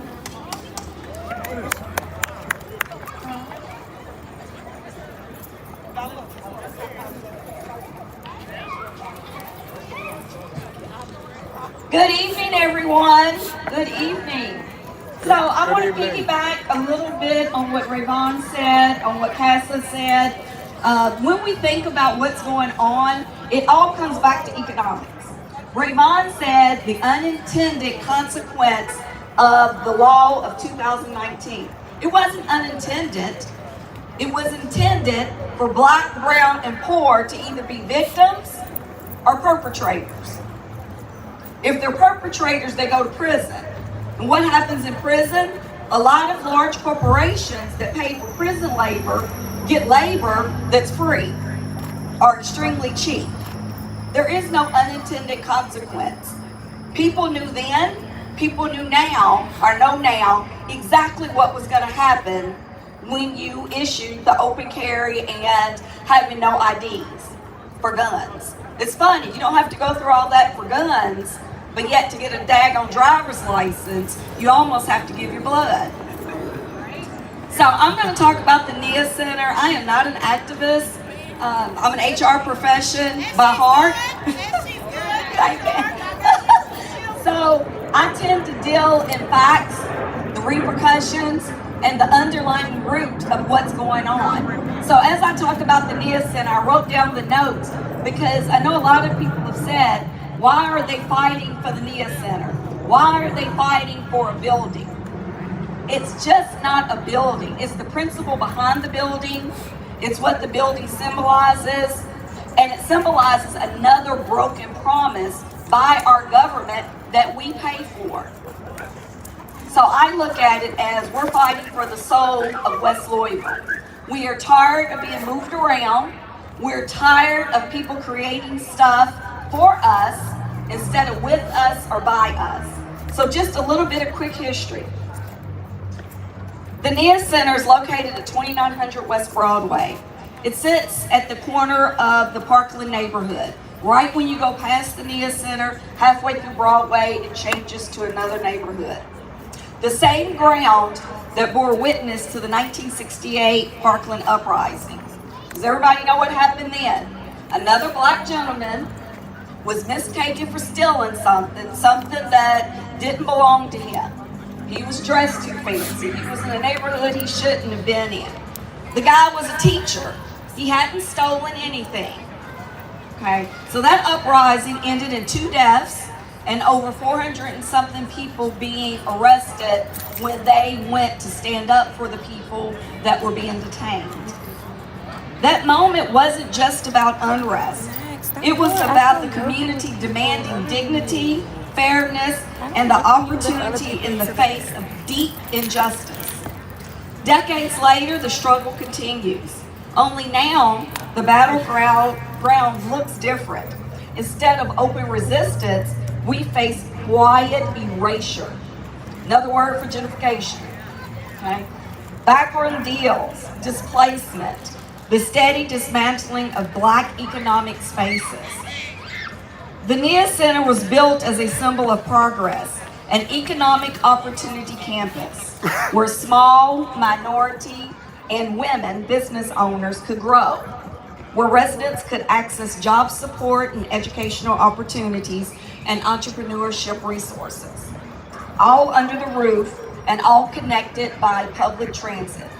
When you look at those items, entrepreneurship, what is that? A vehicle for economic independence. Education, a vehicle for economic independence. Transportation, a vehicle for economic independence. All of those things would help move a community forward. And now, not even 30 years later, someone in a backdoor deal has said, you know what? We don't care we made a promise. We don't care that we used your tax money to build this. We are now going to sell it. If it turns into some high-rise, prison-ish type apartments, great, so be it. If it ends up being a broken battleground with just concrete, so be it. Meanwhile, when you still think about the Parkland neighborhood, Parkland Junior High School, now Lyman T. Johnson. Lyman T. Johnson that paved the way for people like me to go to my alma mater, University of Kentucky. Black man, West Louisville resident. School named after him. It was named Parkland Junior High because what? It was in the Parkland community. Now it's Lyman T. Johnson, which is great, but guess what community it is in? They've redrawn the lines. It is now in Park Hill. Now I don't know how Park Hill came way over to where they are, because my grandparents lived on St. Louis, 4 houses down from Parkland Junior High when I was a kid, Lyman T. Johnson. We lived in the Parkland neighborhood, but now it's the Park Hill neighborhood. It's money, okay? That school is deemed a historical landmark. So what monies are funneled to that school to keep it up to date, to keep it going? Now those funds are given to a whole nother community. It's always about economics. And there's still no marker at Greenwood and 28 to mark the 1968 riot. Still no marker. And now they want to tear it down. They want to tear everything that's down. Even the original building that's still right there. I was over there the other day. It's a barbershop now. They have all kinds of pictures, newspaper clippings in the barbershop of that riot. I tell y'all, you should go look at it. It's amazing. The West Louisville Dream Team went to the city, money in hand, to purchase property on Wilson Street, to put in a grocery store. We did not ask them for any money. We came with the money and offered them money for the land to allow us to build a grocery store and a permanent year-round farmers market. They would not work with us. They said, you can have a 99-year lease. What does that sound like? Indentured servitude, sharecropping. You can continue to make our land increase in value, but we're not going to give it to you, even though we stole it from you and Native Americans years ago. We have it now. We've taken possession. So now we're not going to sell it back to you. We're not going to give it back to you. We won't even allow you to operate on that property, giving you what your citizens need to prosper. And so I just wanted to come tonight to thank everybody for being here. I want to give a shout out to Mr. Floyd, who lost his life over something that was based on race and economics. If I walked into the store and gave somebody a 20 bill, I don't care if it was covered in mud, they probably would not have thought it was fake. That's why they make money markers. If you thought you couldn't tell money apart, then maybe you don't need to be working in the store. You need to be doing something else. It was all about race and economics. If he had came in that store in a suit and a car that they presumed that was money worthy, they would not have questioned them. They would not have called the police. And let's be clear, $20 is not a whole lot of money. They probably lost more than that 2 or 3 days counting down the drawers. Same thing is happening here. It's all about race and it's all about money. And when I talk about race, we also include all black, brown, and then also poor people. Okay, poor people are in the same boat that we're in, as Miss Kathleen said. That's why they work so hard to separate us. And that's really all I had. I just wanted to make sure that I said thank you. You all support the Nia Center. We're trying to get a community space open. Once it's there, go to Facebook, West Louisville Dream Team, and just look at how you can support us and give us ideas. We can start having events like this weekly with education sessions weekly. We don't have to come down here. Thank you. It is. It is a beautiful day. The next speaker is Gracie Lewis.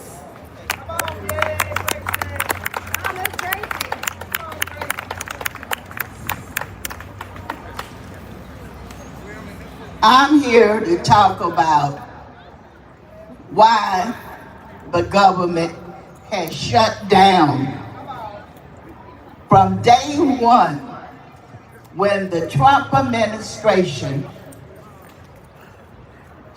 opened up the government. He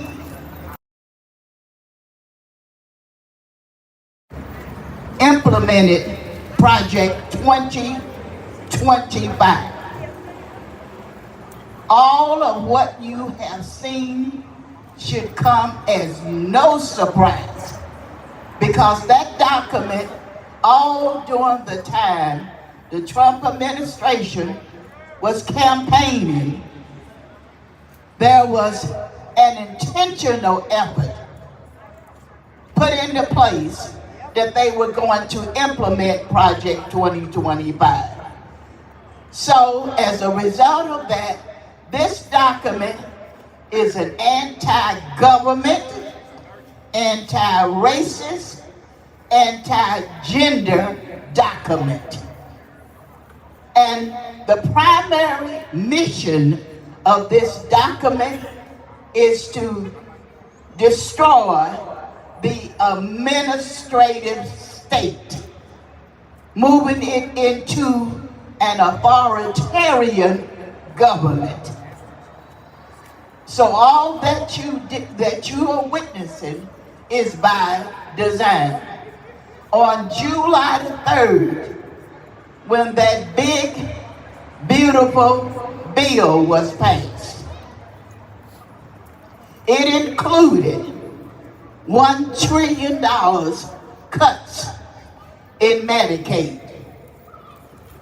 Everyone needs health care.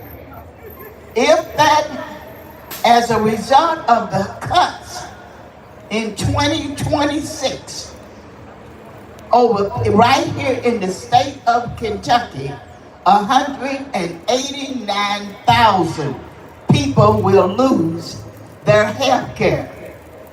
Included in this bill, if you recall, Obamacare, the Affordable Care Act, the subsidies for that program will lead to over 19 million Americans losing their health care. 34 in Kentucky, 34 rural hospitals will close. Also in that big, ugly bill, $287 billion has been taken out of the SNAP program. Out of the SNAP program. In addition to this, also what some of the beneficiaries of these cuts has been ICE. ICE was given, Homeland Security received $350 billion. Each one of these people that you see with masks on are most likely the 1,500 insurrectionists who do not want to be identified. That's the reason why they are wearing masks. The militarization of our cities is also by design. It's by design.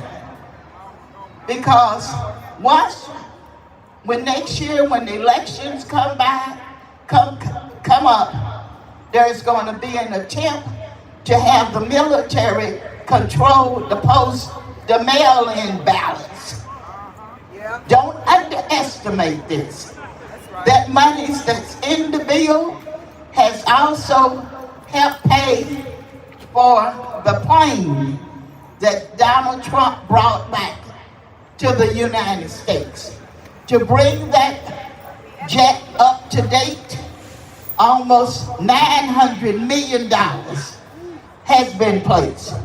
Each and every time that you see the National Guard in the streets, it is costing the American taxpayer $1 million a day. In Washington, D.C., you just add it up.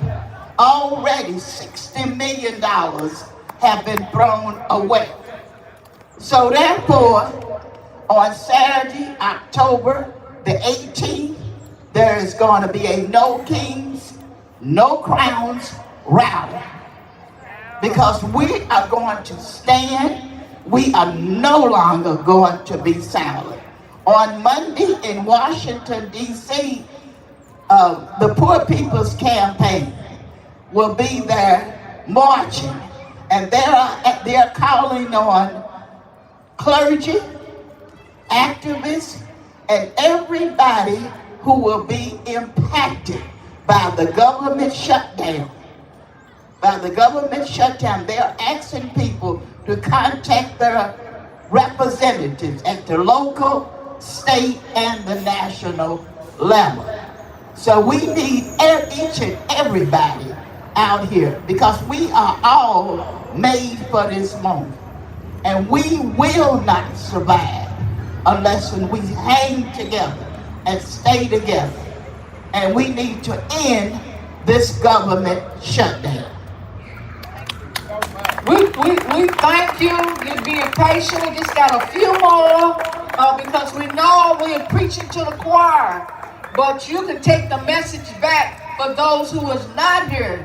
And with that being said, I'm calling on our very own AB, Mr. Brown.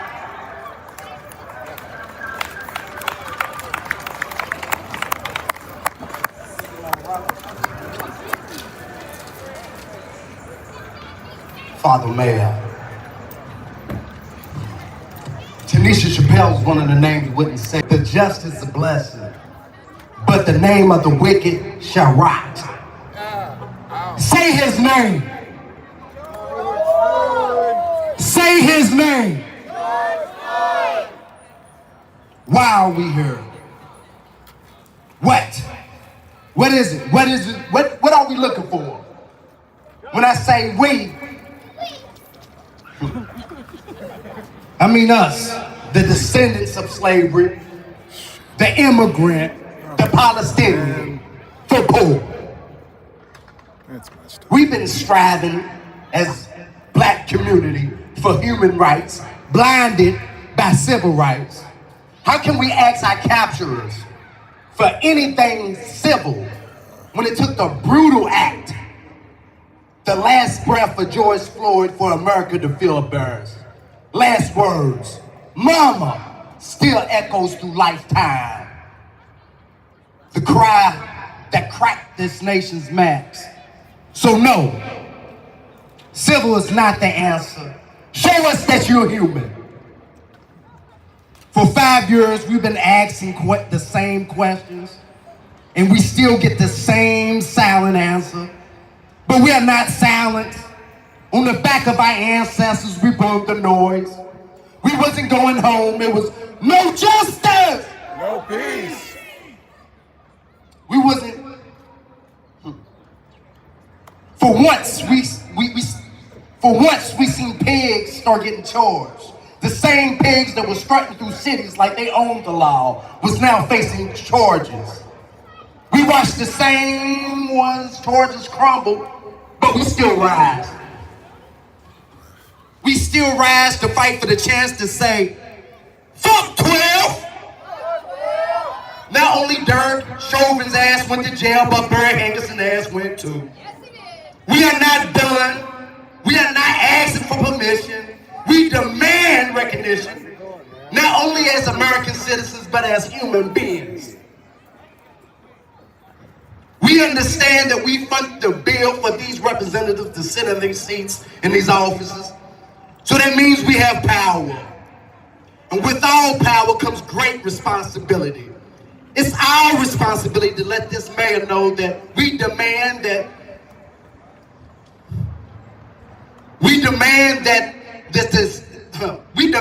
Inspector General Ed Hearn stay in the position that he's doing. He's doing a great job. Now as for our mayor, Greenberg, it seems that he's doing, I'm gonna be nice, a little substandard, in a lot of areas in the city. But we are here to raise our fists to the sky and show gratitude to our brother that's up in the sky, who sadly lost his life for us to rise. George Floyd forever live on. And through these moments, we stay strong.